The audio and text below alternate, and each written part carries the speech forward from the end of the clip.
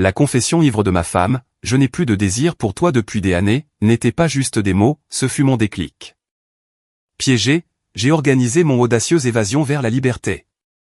C'était un samedi soir et nous étions à la fête d'un ami, le genre de rassemblement où les gens boivent un peu trop, où la musique joue un peu trop fort, et où les conversations frôlent souvent l'indiscrétion. Ma femme avait siroté son vin toute la soirée, puis un deuxième verre, et un troisième. Je l'avais déjà vue émécher auparavant, mais ce soir-là, quelque chose semblait différent.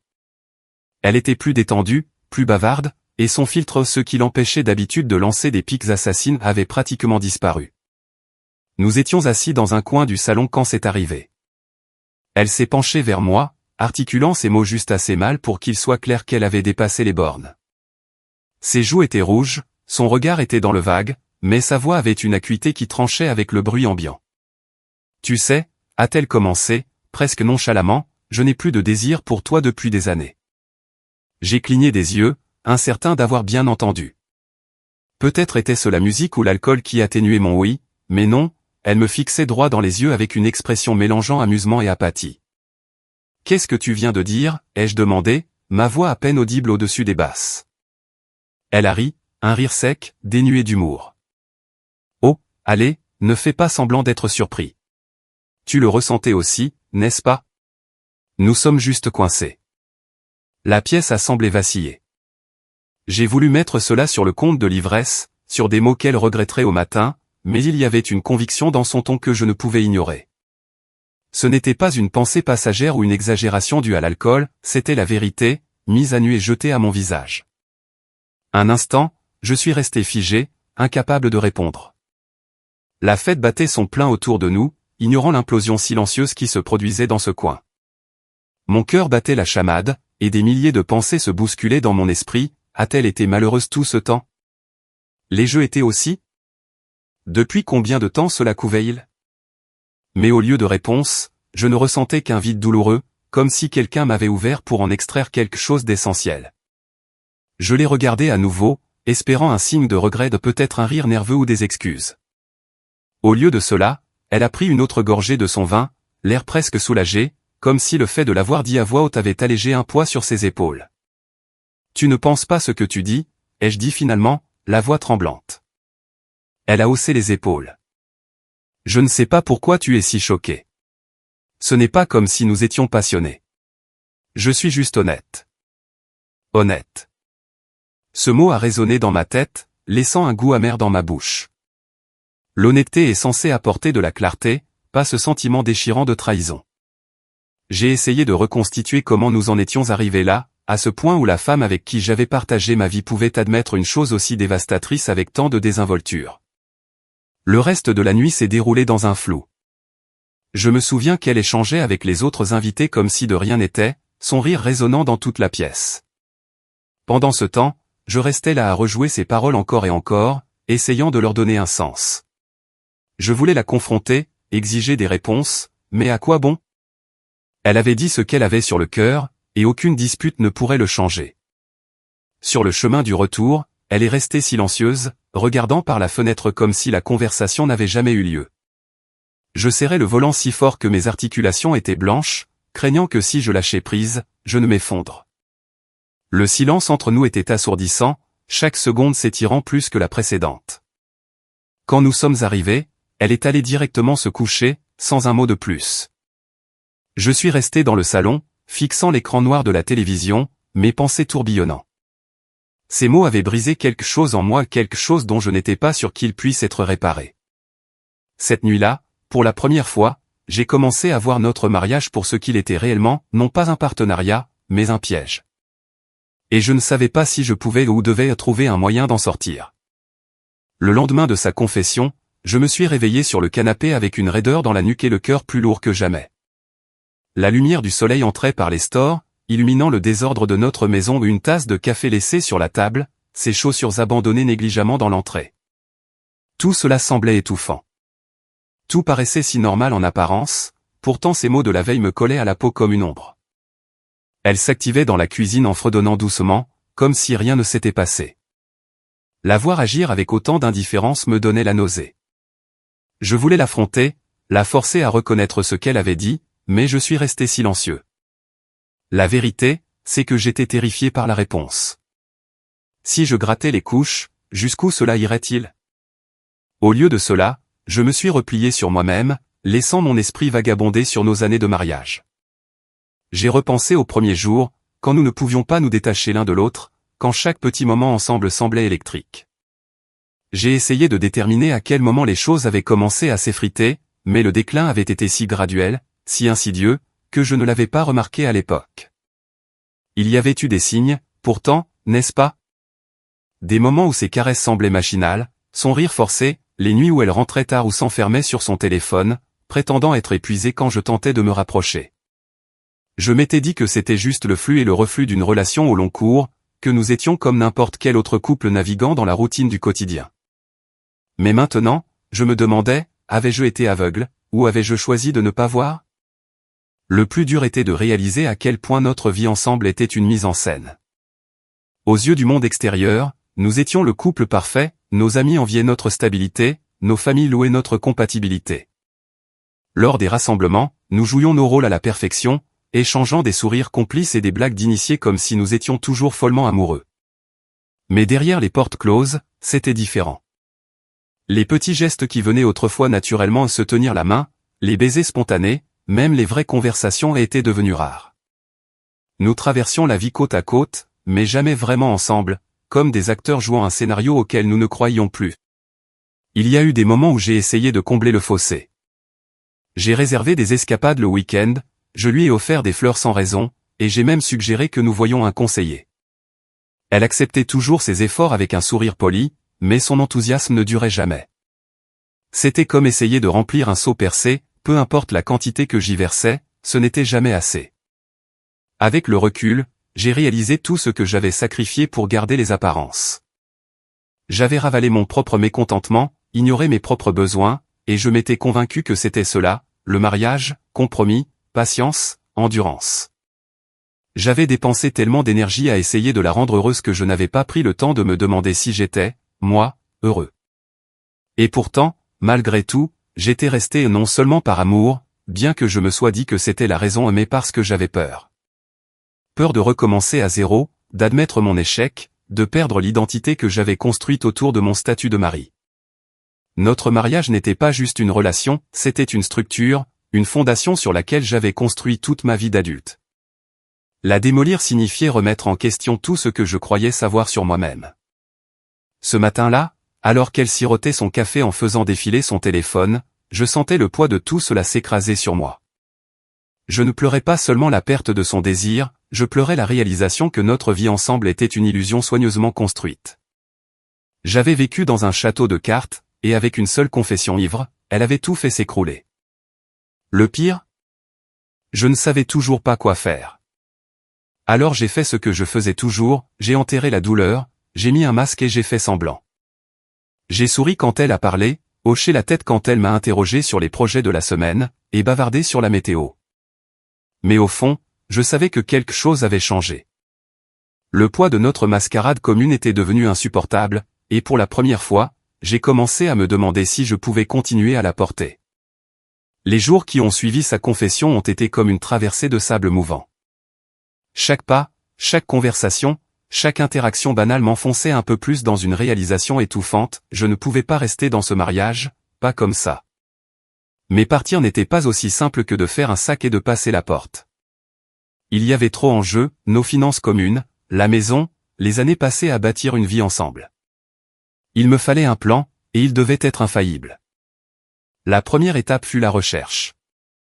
Tard la nuit, quand elle dormait à l'étage, je m'asseyais devant la lueur tamisée de mon ordinateur, cherchant tout, de « Comment quitter un mariage toxique » à « Étape juridique pour un divorce ». C'était surréaliste de taper ces mots dans la barre de recherche, mais je savais que je ne pouvais pas agir par impulsion. Chaque décision devait être délibérée. Les finances étaient le plus gros obstacle, nos comptes étaient joints, ce qui signifiait que chaque dollar dépensé ou déplacé serait remarqué. J'ai ouvert un compte bancaire séparé avec une nouvelle adresse email, qu'elle ne penserait pas à vérifier. J'ai commencé doucement, en transférant des sommes insignifiantes ici et là de l'argent dont elle ne s'inquiéterait pas, même si elle remarquait qu'il manquait. Ce n'était pas grand-chose, mais c'était un début. Ensuite est venu l'aspect juridique. Je ne connaissais pas grand-chose au droit du divorce, alors j'ai contacté un ami qui était passé par là. Je ne lui ai donné aucun détail, j'ai juste dit que j'envisageais des changements et que j'avais besoin de conseils. Il m'a recommandé un avocat spécialisé dans les cas comme le mien, discret et efficace. Prendre ce rendez-vous m'a donné l'impression de franchir une ligne de non-retour, mais je savais que c'était nécessaire. Le plus dur était de faire semblant que rien n'arrivait. Je devais toujours jouer mon rôle, le mari attentif, le partenaire attentionné. Chaque matin, je me levais, je lui faisais son café, et j'écoutais sa journée. Chaque soir, je m'asseyais à côté d'elle sur le canapé, hochant la tête devant n'importe quelle émission qu'elle regardait. J'avais l'impression d'être un personnage dans une pièce que j'avais appris à détester, mais le moindre faux pas pouvait tout gâcher. Il y a eu des moments critiques et des instants où j'ai cru qu'elle pourrait se douter de quelque chose. Une fois, elle a pris mon téléphone et a remarqué une notification email inconnue. « C'est quoi ça ?» a-t-elle demandé, d'un ton sec. Mon cœur a bondi, mais j'ai haussé les épaules, disant que c'était du spam, et je l'ai supprimé avant qu'elle ne puisse en lire plus. Une autre fois, elle a demandé pourquoi j'étais si calme ces derniers temps. Je lui ai dit que j'étais stressé par le travail, ce qui n'était pas totalement un mensonge. Entre-temps, j'ai commencé à imaginer ma vie sans elle. Ce n'était pas facile. L'idée d'être seul, de repartir de zéro, était intimidante, mais c'était aussi libérateur. Pour la première fois depuis des années, je m'autorisais à penser à ce que je voulais, non pas ce qui la rendrait heureuse, non pas ce qui maintiendrait la paix, mais ce qui me donnerait une chance de me sentir vivant à nouveau. J'ai commencé à organiser mes affaires personnelles, rien d'évident, juste de petites choses que je pouvais emballer sans éveiller les soupçons, vieilles photos, documents importants, objets sentimentaux. Chaque objet ressemblait à une pièce du puzzle, un pas de plus vers la reconquête de moi-même. La partie la plus douloureuse était de décider quand partir. Le timing était tout. Je ne pouvais pas partir pendant une dispute, cela ne ferait que lui donner l'avantage. Il fallait attendre un moment de calme, un moment où elle ne s'y attendrait pas. Mais alors que les jours devenaient des semaines, le poids du secret devenait de plus en plus lourd. Il y avait des nuits où je restais éveillé à fixer le plafond, me demandant si j'avais la force d'aller jusqu'au bout. Et pourtant, chaque fois que je doutais, je repensais à sa confession. Ces mots, « Je n'ai plus de désir pour toi depuis des années », tournaient en boucle dans ma tête, me rappelant constamment pourquoi je faisais cela. Rester n'était pas une option. Faire semblant n'était pas une option. Alors j'ai continué à planifier, à me préparer, à avancer en secret, car quand le moment viendrait, je voulais être prêt, prêt à partir, prêt à reconstruire, prêt à vivre enfin une vie qui soit la mienne. Alors que les pièces de mon plan d'évasion se mettaient lentement en place, je me suis retrouvé aux prises avec un ennemi inattendu et insidieux, le doute. Il s'infiltrait dans les moments de calme en me brossant les dents, en conduisant au travail ou en m'asseyant en face d'elle pour dîner. Même à mesure que je me rapprochais de la liberté, la peur de perdre tout ce que je connaissais griffait les bords de ma détermination. Notre vie, bien que défectueuse, était devenue un cocon de routine. La familiarité de tout cela, les rituels du matin, la compréhension tacite de nos habitudes, les soirées tranquilles devant la télé semblaient à la fois réconfortantes et étouffantes. Je me demandais si partir allait me dépouiller de la seule identité que j'avais connue en tant qu'adulte, celle de son mari. Ensuite, il y avait la culpabilité. Malgré sa confession, malgré les fissures dans notre relation qui s'étaient transformées en canyon, je ne pouvais ignorer les années partagées, les anniversaires, les voyages en voiture, les blagues privées. Ces souvenirs persistaient comme des fantômes, hantant chaque décision. Étais-je égoïste? Étais-je en train de jeter quelque chose qui, avec assez d'efforts, aurait pu être sauvé? Une nuit, nous étions assis à la table à manger, mangeant des pâtes trop cuites accompagnées d'un verre de vin rouge bon marché. Elle faisait défiler son téléphone, commentant distraitement un mème qu'elle trouvait drôle. C'était un moment si ordinaire, mais quelque chose m'a frappé de plein fouet, c'était notre vie, une série d'interactions banales et prévisibles. Et pourtant, une partie de moi voulait presque s'y accrocher. Même le malheur peut sembler sûr quand c'est tout ce que vous avez connu.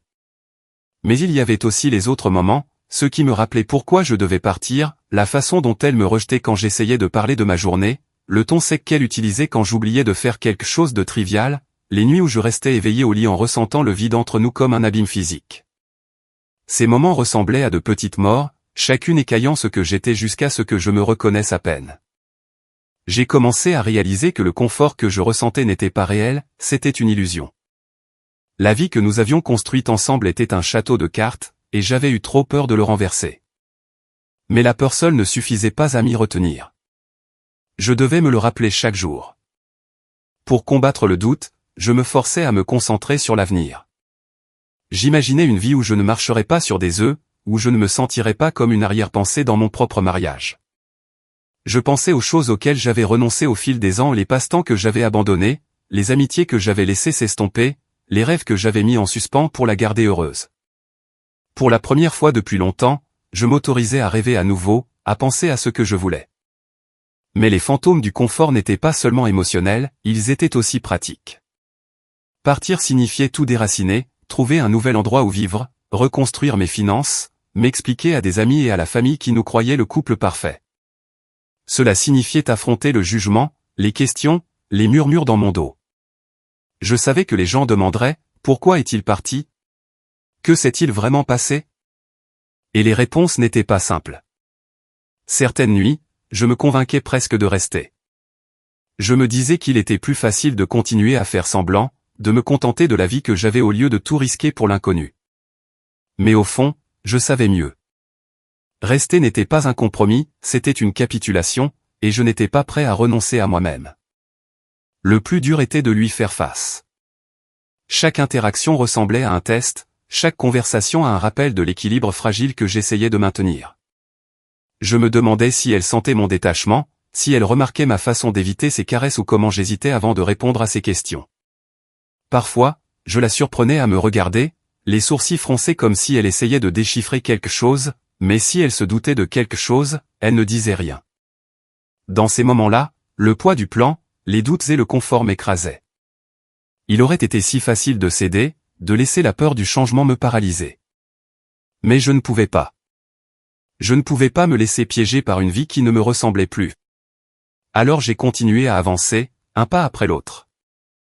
Même si les fantômes du confort murmuraient à mon oreille, je me rappelais la vérité, partir, ce n'était pas seulement m'échapper d'elle, c'était me retrouver moi-même. Le tournant s'est produit un mardi sans histoire. Elle était partie tôt au travail, me laissant seul dans la maison. C'était l'un de ces rares matins calmes où l'absence de sa présence rendait tout plus léger. Alors que j'étais assis à la table de la cuisine, fixant la tasse de café à moitié vide devant moi, j'ai réalisé que je ne pouvais plus attendre le moment idéal pour partir. Si je voulais sortir, je devais commencer à prendre de vraies mesures. Plus de tergiversation, plus d'hésitation. La première chose que j'ai faite fut d'appeler l'avocat que j'avais étudié. C'était une conversation éprouvante, mais étrangement stimulante. J'ai expliqué ma situation, omettant les détails émotionnels pour me concentrer sur les aspects pratiques, partage des actifs, droits légaux, à quoi s'attendre. L'avocat était direct, me guidant à travers le processus avec un calme dont j'avais désespérément besoin. À la fin de l'appel, j'ai ressenti quelque chose que je n'avais pas ressenti depuis des mois, le contrôle. Ce sentiment de contrôle n'a cependant pas duré longtemps. Chaque décision, chaque petite action que je prenais pour me préparer ressemblait à une marche sur un fil tendu, un faux pas et tout pouvait s'écrouler. J'ai commencé à organiser mes documents, relevés bancaires, titres de propriété, tout ce qui serait pertinent le moment venu. Je les ai cachés dans une boîte dans le garage, enterrés sous de vieux outils et des objets oubliés.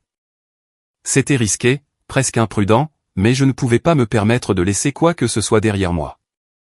Le défi suivant était de trouver un endroit où aller.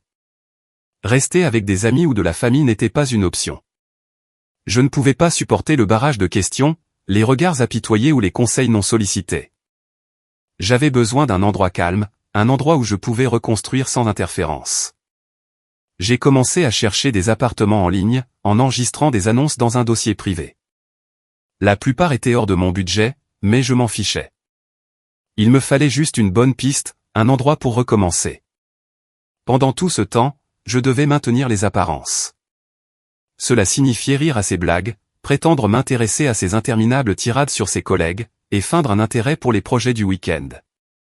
C'était épuisant de jouer le rôle du mari dévoué tout en démantelant secrètement la vie que nous avions construite ensemble. Chaque sourire ressemblait à un mensonge, chaque « je t'aime » à une trahison non pas d'elle, mais de moi-même. Une nuit, alors que nous étions assis dans le salon, Elle m'a posé une question qui a failli tout faire dérailler, es-tu heureux?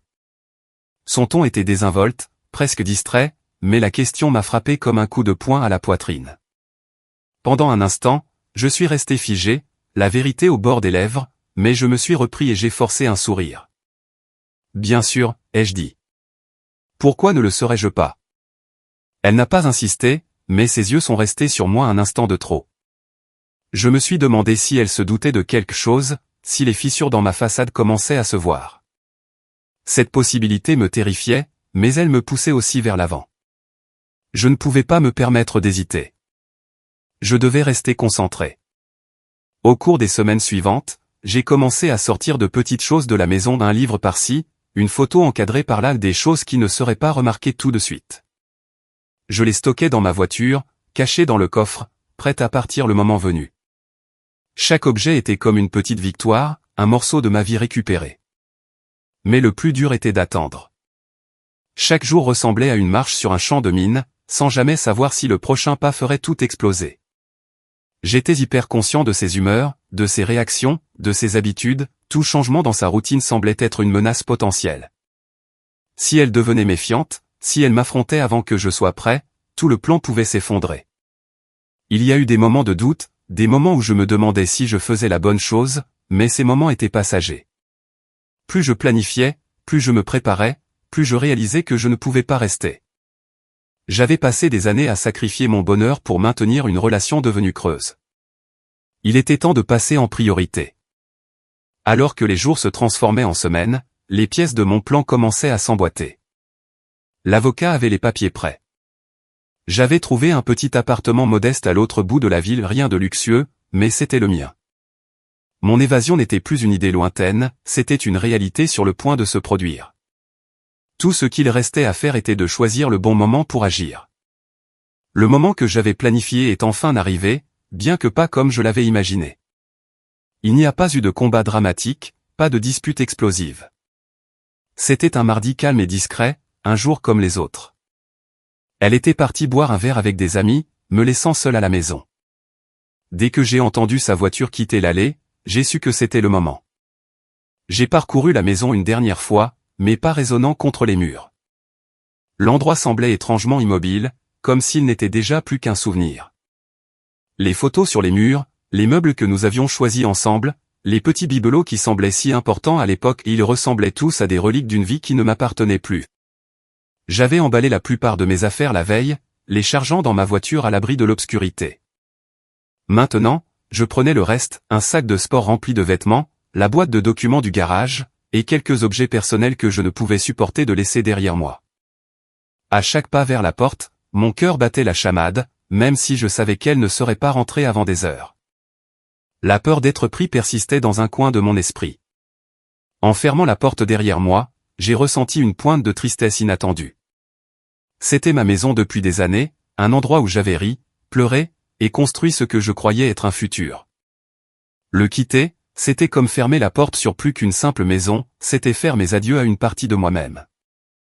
Mais cette tristesse a été rapidement éclipsée par un sentiment de soulagement, comme si un poids que je portais depuis des années avait enfin été soulevé.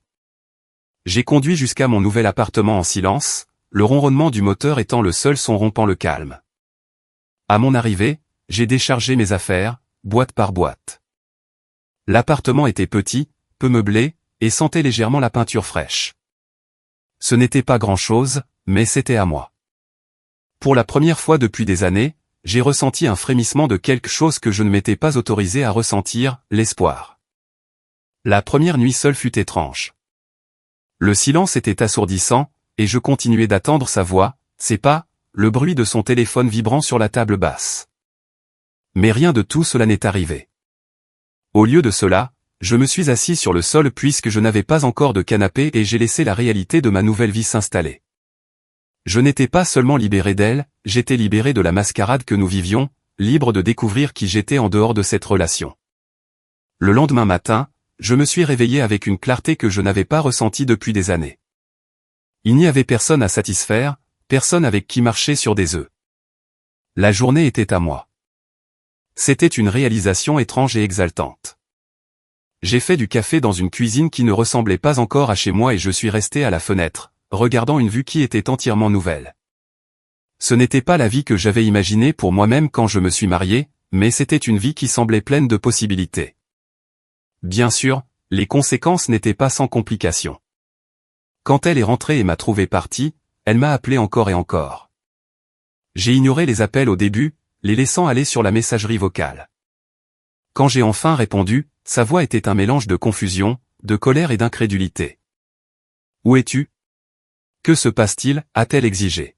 « C'est fini » ai-je dit simplement. « Je ne peux plus continuer comme ça. » Il y a eu un silence à l'autre bout, et pendant un instant, j'ai cru qu'elle allait raccrocher. Mais ensuite elle a parlé, sa voix plus calme cette fois, « Alors c'est tout ?» Oui, ai-je répondu. C'est tout. La conversation n'a pas duré longtemps. Il n'y a pas eu de larmes, pas de supplications, pas de déclaration dramatique, juste une compréhension froide et mutuelle que nous avions atteint la fin. Elle ne s'est pas battue, et pour cela, j'étais reconnaissant.